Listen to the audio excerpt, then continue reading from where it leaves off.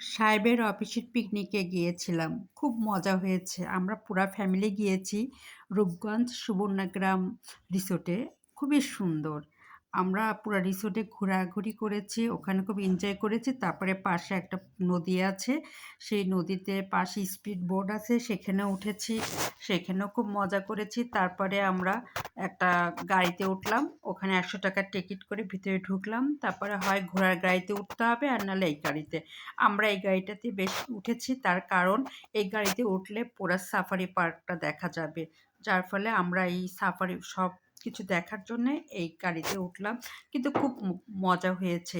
এই পড়ন্ত বিকালে এই গাড়িতে উঠে যখন ঘোরাঘুরি করছিলাম, তখন খুব ভালো লাগছিল।